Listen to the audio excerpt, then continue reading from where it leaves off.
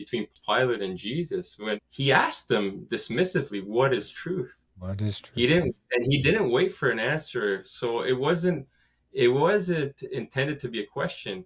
He used it to support a position, and he declared that Jesus was innocent in front of the angry and accusatory Jewish mob.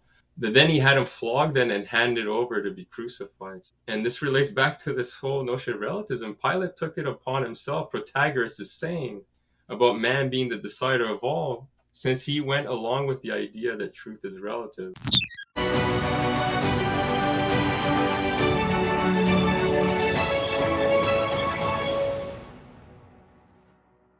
Hello, everyone, and welcome to Freedom Feature. And I'm your host, Barry Bussey. With me today, we are extending our conversation with Dr. Scott Ventureyra. He has started the True Freedom Press. He's also done a lot of writing, being very critical of what's been happening in our society at the moment when it comes to the whole woke ideology, but also he's been involved with discussing about politics and how everything is interrelated in this time. We've talked about transhumanism. We've talked about his True Freedom Press.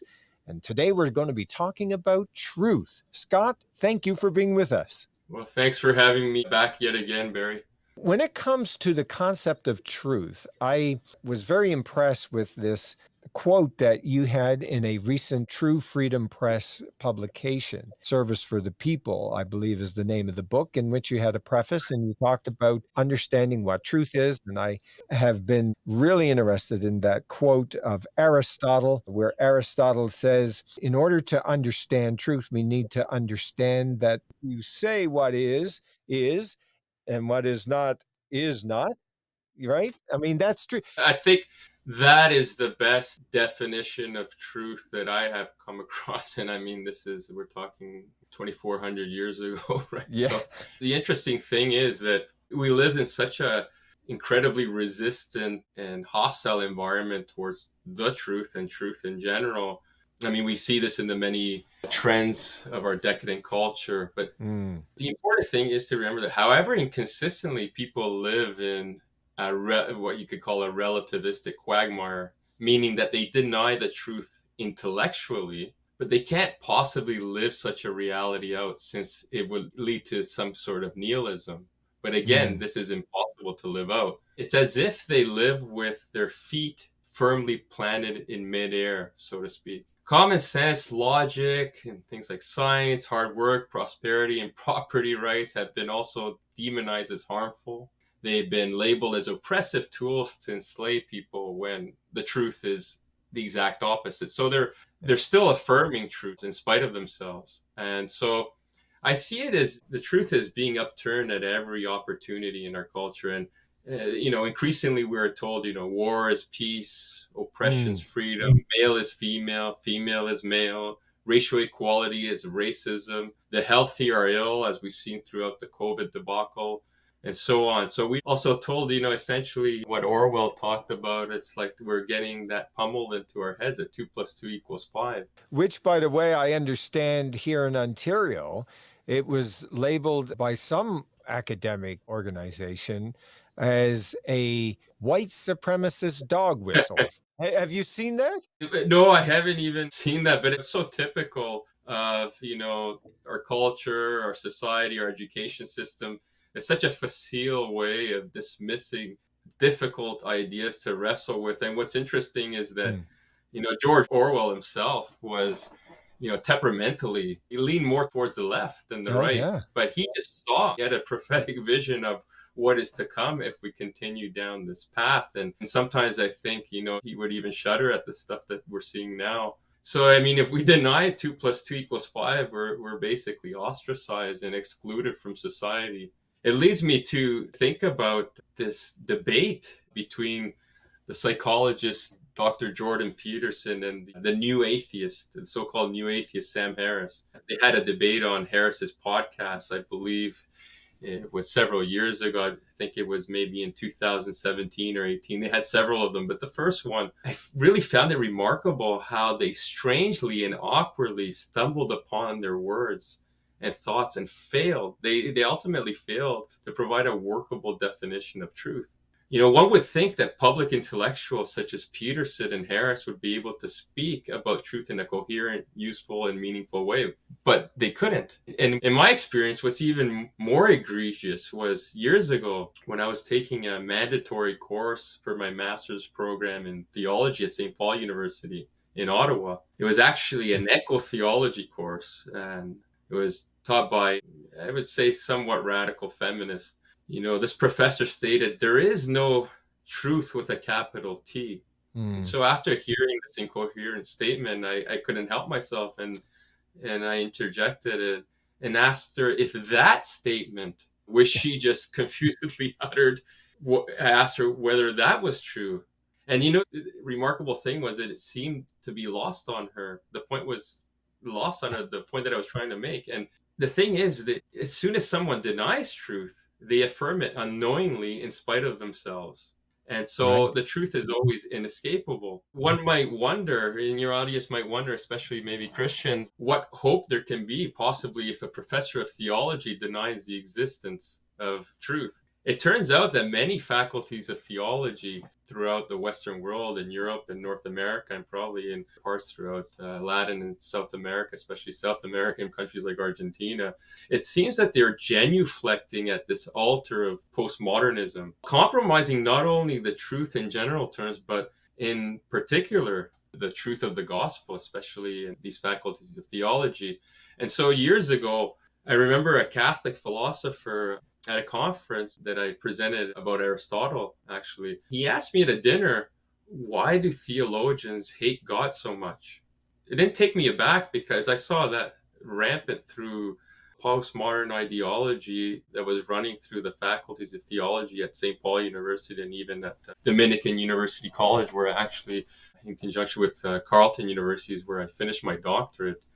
Some of the professors of philosophy and theology that were Catholic priests were through and through postmodernists.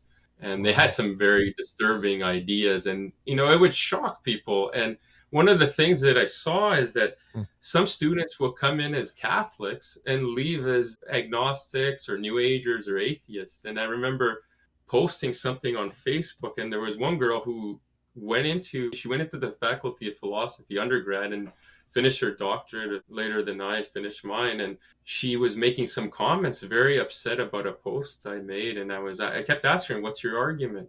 She wasn't presenting an argument, just pure emotion. This Sure. person tragically came in an ardent Christian, a very Bible believing Christian, and left as kind of a social justice woke new ager. Needless to say, she deleted me off Facebook after that public discussion. But to go back to the question this Catholic philosopher asked me, he's a very good thinker himself, and he asked me, why do theologians hate God so much? And part of me thought it was, some of it's on ignorance and confusion, because I've noticed that a lot of the Christian theologians, even Catholic theologians, they're not well versed in philosophy of religion and in arguments for God's existence. They really dismiss them offhand. But so there's this ignorance and confusion. But even worse than that, I see there's a rebellion where it's become Mm. fashionable for theologians to be rather heterodox in their views. But that's another issue in and of itself. But it's a fascinating thing, to say the least, because as I alluded to earlier, an ex-girlfriend's father who played a role in my return to my faith, and a priest that I knew at the time, they said, don't go into theology. It'll take you even further away from your faith. And the Mm. interesting thing is, I actually came closer to my faith because I was questioning the methods and the sources they were providing me, these professors of theology. Not all of them were heterodox, but a lot of the sources that they were providing were from more liberal and radical scholars, some from the Jesus Seminar. They were claiming, that Jesus's body was eaten by rabid dogs. This was, an idea that was pushed forward by John Dominic Crossan, famous New Testament scholar. So they were exposing me to this literature, but then I was examining more of the conservative literature.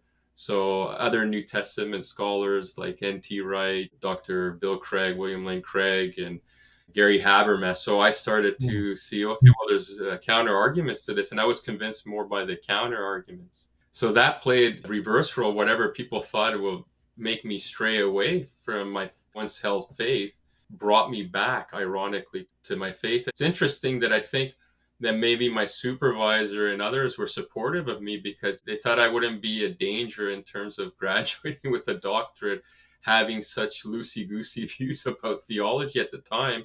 And Yeah. then I made a 180-degree turn. I speculate that they resented me for it.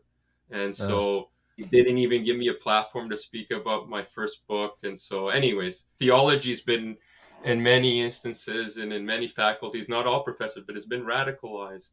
yes. And so Yes. there's an infiltration of the social justice and cultural Marxism and ideas from the Frankfurt School. My Mm. supervisor taught courses on this, and he infused Thomism with critical theory and postmodernism, which I found to be a rather strange thing, but nonetheless, You know, it's interesting that because as we're trying to deal with truth, and throughout the history of the Christian West has been this search for truth. I mean, all of the great philosophers, whether it's Descartes, it's always been trying to determine whether or not there's a proof for God, right, as they've been trying to argue. But here's the thing that I wonder in the search for truth, if one of the reasons that the academia is so against this idea of the capital T truth, the objective truth, is in fact that ultimately it comes back to the declaration of the very centerpiece of our culture, i.e., Jesus Christ, the Messiah, where he said, I am the truth, the light, and the way, you know, and that when you understand the truth is going to set you free. But then what is that truth? You go back to this Aristotle's declaration of what is, and then you go and you look at Moses at the burning bush. He's informed that the truth, that God is the I am. In other words, yes, God is. And it's that I wonder whether or not within the secular humanity academia is this idea of, my word, we don't want to get back to the great I am that I am, or to the idea that I am the truth as claimed by the Messiah. And there's been this massive push, which is fascinating because truth is almost seen like anathema to the right. modern Yes. ideology. Well, I find that we live in a very, very bizarre period in history. And I was just telling my father this earlier today, and I've said it many times, and it was an observation I had maybe a couple of years ago. I actually wrote an article on this thinker. His name's Mario Bunge back in January 2020, and he was a reductive materialist. Mm, But he affirmed truth and he was very critical of postmodernism. He went out of his way to publish a couple of articles, in my opinion, decimating postmodernism in academic journals. And it was interesting is that Mario Bunke is Argentinian, like my parents, and he actually graduated from La Plata University, like my father. I had been exposed to some of his literature, and I found this fascinating. Here you have an atheist. He was a professor at McGill, very mm, lucid. He died, I believe, at 95 years old, or even older than that. But he was still very lucid to probably his dying breath, and very, very cultured and intelligent man. But it was interesting how he affirmed truth, but he was an atheist. So to go back to this idea that we live in a bizarre and strange period where I actually find that I have closer affinity to atheists. mm, Some atheists, like Richard Dawkins, for instance, who can affirm that there's such a thing as male and female, who can mm, denounce certain things as evil, even though it may not be consistent with his worldview. But I find that I may have a closer affinity with some of these materialistic, scientific materialist scientists more so than some of my fellow Catholics and Christians that have gone off the deep end with wokeism and postmodernism and critical theory, where they're treating truth merely as subjective. And, like we mentioned before, they're reducing reality just to be a power struggle between groups of mhm, oppressors and oppressed. And so it's this very simplistic way of looking at reality. Reality is much more complex, but as we mentioned before, anybody who's denying truth, they're doing it in spite of themselves. And Right. you cannot live in a world without truth. The truth is God declared, right? I am who I Mm. am. What I found interesting as well is this idea that truth is also relational, and it's Mm. found in the person, right?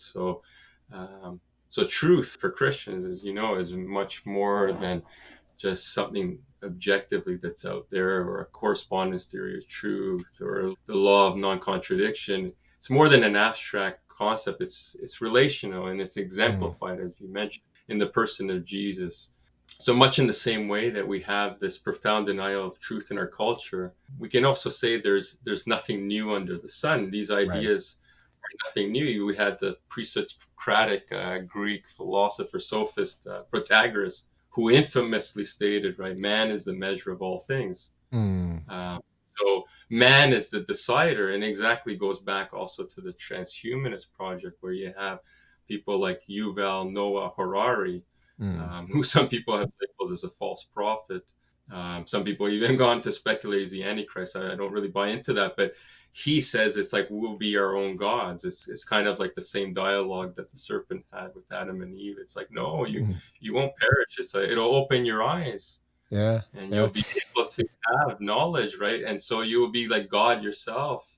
And so it leads me also to the point that I was speculating on yesterday, was this encounter between Pilate and Jesus, when he asked him dismissively, what is truth? What is He truth? didn't, and he didn't wait for an answer. So it wasn't intended to be a question.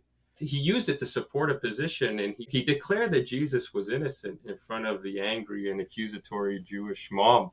But then he had him flogged and handed over to be crucified. And this relates back to this whole notion of relativism. Pilate took it upon himself, Protagoras is saying, about man being the decider of all, since he went along with the idea that truth is relative. So, in other words, for him, it was truth that Jesus was innocent, but for the Jews, it was the truth that Jesus was guilty of blasphemy. Pilate, you could say, is following the idea that what may be true for him may not be true for others, and wash his hands clean of this crime and let the Jews follow their own truth. So again, it's like, however inconsistently, there's this notion of relativism that creeps up throughout history. So there's nothing new under the sun. And so we see that today, but it's inescapable. The truth is the truth. We Mm-hmm. cannot deny it, as Aristotle so eloquently and so simply put, right? So Yeah, yeah, exactly. And when we think of Harry Frankfurt,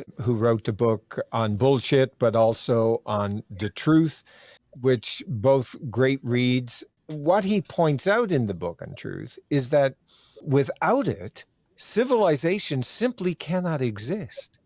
I mean, we cannot exist if we do not have the notion and understanding that there is objective truth. For everything from the architect to the designers of the airplanes and everything else. I mean, absolutely.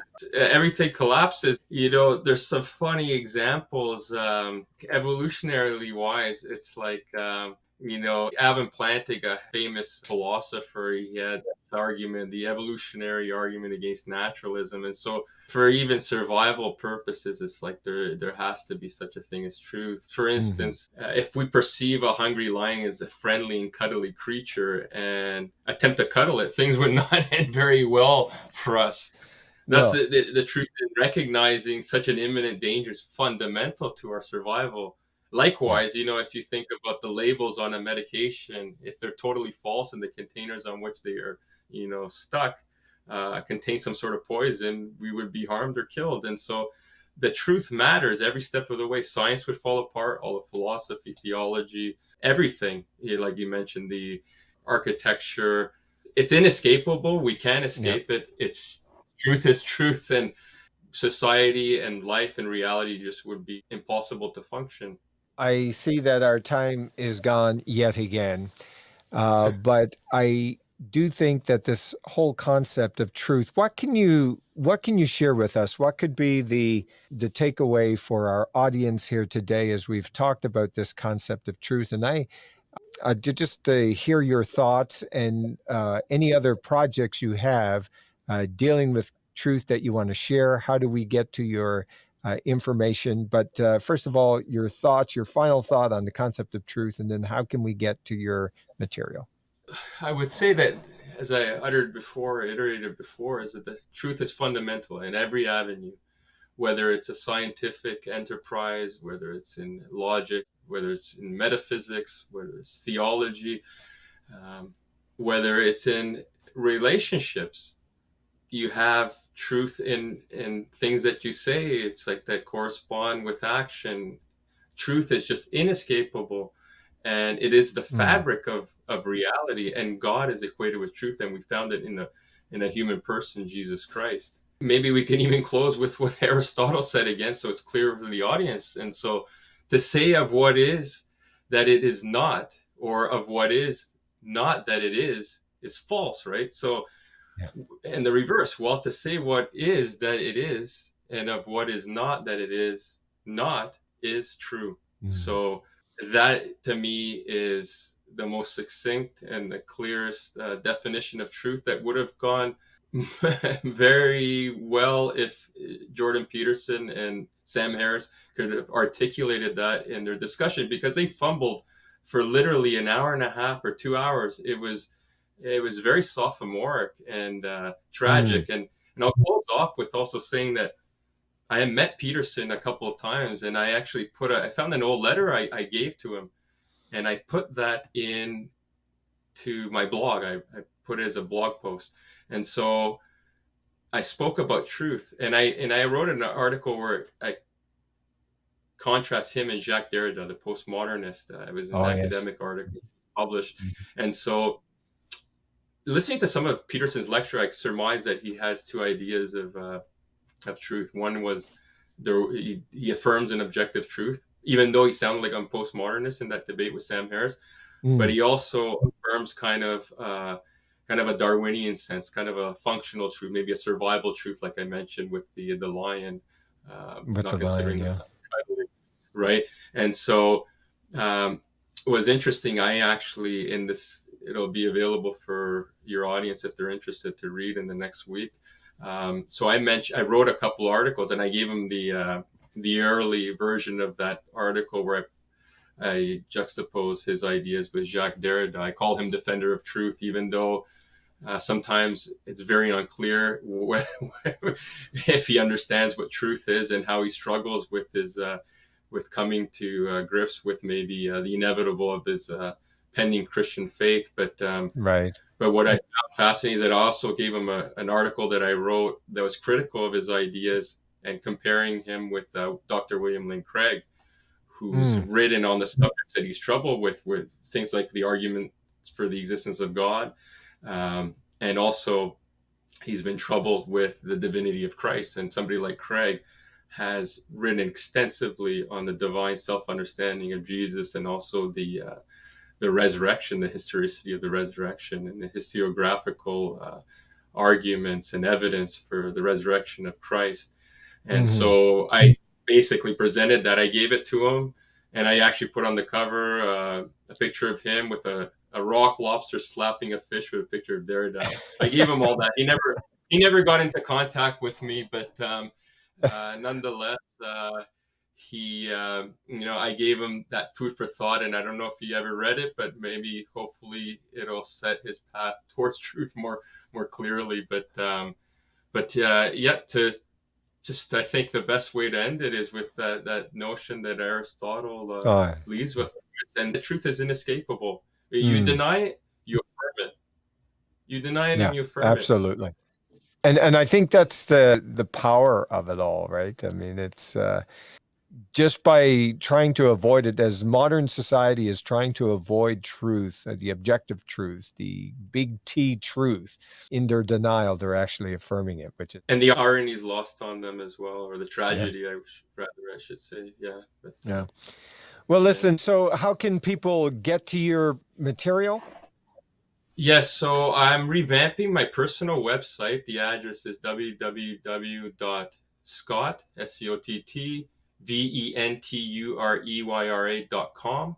So that's my personal website. And also I have my website for True Freedom Press, www.truefreedompress.co, not .com. And you can also access it through truefreedompress.ca. So within the next week, and if anybody wants to reach out, they can reach out to me at truefreedompress@gmail.com. If they're interested in any of the services I'll be offering that I offer for True Freedom Press, whether it's cover design, copy editing, typesetting, ghostwriting, brainstorming, bibliography creation, whatnot. So I offer many different services that would be available in publication services through True Freedom Press if people are interested in writing a book that might be controversial, or if they're just looking for some help in editing or whatnot. I offer those services. And also my personal website will have all my writings up, hopefully soon, all my academic, all my popular writings, whether newspapers, magazines, or academic journals. So everything will be on those websites, and I can be reached at truefreedompress@gmail.com. Excellent. Excellent. Well, Scott, thank you so much again for being with thank us. It's you. been a pleasure. Okay. It's been a pleasure as well. You know, folks, I tell you, when it comes to truth, if there's ever a time for us as a society to get back to it, it is now. And I encourage you to look at all of these materials that Scott has produced. And you may not agree with the opinions expressed by myself or by Scott, but here on Freedom Feature, we're interested in open, honest, and transparent dialogue. And so we look forward to you joining us yet again. And until then, I'm Barry Bussey.